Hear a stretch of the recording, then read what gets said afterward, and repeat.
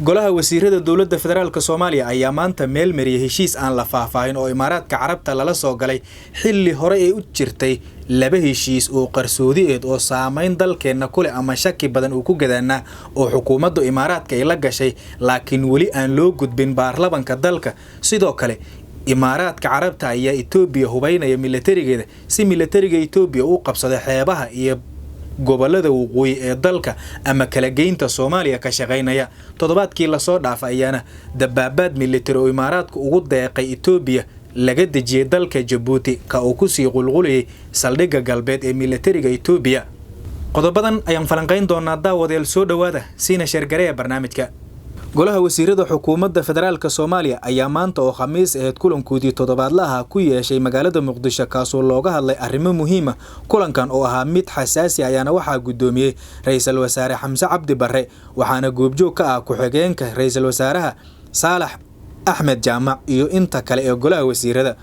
golaha wasiirada dowladda federaalka Soomaaliya ayaana kulankooda ku meel mariyay heshiis is-afgarad ah oo u dhaxeeyay wasaaradda kalluumaysiga iyo shirkadda lagu magacaabo Dubai Port Group ka oo la xiriiray kalluumaysiga Soomaaliya. sidoo kale golaha wasiirada ayaa kulankooda ku meel mariyay xisaab xirka maaliyadeed ee dowladda federaalka Soomaaliya ee sanadkii aynu ka soo gudubnay inkastoo xisaab xirkaasi ay dul hoganayso musuqmaasuq ballaaran ka oo maalmo dhaweed uu sheegay hanti dhowraha qaranku in qasnada dowladda lacaga badan ay ka maqnaayeen wax isdaba marin badan ay dhacday sanadkii aynu ka soo gudubnay. golaha wasiirada ayaa warbixin la xiriirta la dagaalanka kooxaha burcadiimeedyada argixisada shabaab ka dhageystay wasiirka difaaca inta uu socday kulanka golaha wasiirada.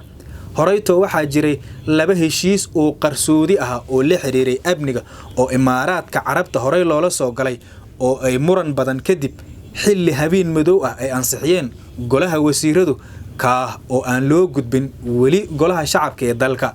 Imaaraadka Carabta ayaana ku mashquulsan kala geynta Soomaaliya waxaana sifa aan sharci ahayn Imaaraadku ay kula wareegeen dekedaha Soomaaliya sida midda Boosaaso, Berbera halka wada hadaladeedu uu socdo midda Kismaayo.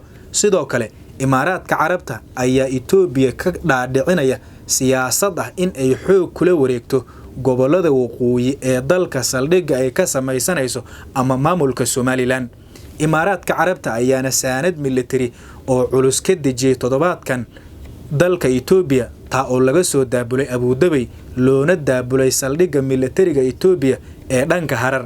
Imaaraadka Carabta oo wakiil ka ah Israa'iil ayaana Itoobiya ka saacidaya in Itoobiya ay marin badeed oo military ka hesho waana sababta Imaaraadku ay maanta u heshiisiinayaan Suudaan iyo sidoo kale Itoobiya.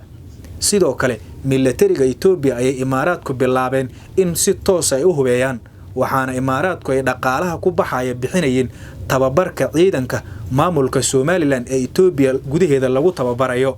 xiriirka Itoobiya iyo Soomaaliya ayaana xumaawayadii la soo dhaafay madaxweyne Xasan Sheekh Maxamuud ayaanan qaadin wax tallaab ah oo ku cunaqabataynaya Itoobiyaanka maalin kasta ciidamadooda ka soo tallaabinaya xuduud beenaadka. sababta aysan xukuumadda federaalku tallaab u qaadaynin ayaana ah saameynta Imaaraadka ee gobolka. Imaaraadka Carabta ayaana ka fushanaya Soomaaliya danihiisa inkastoo qorshe shirqool u muuqday uu ku dhintay taliyihii ciidanka Imaaraadka ee Yemen, Soomaaliya iyo Liibiya.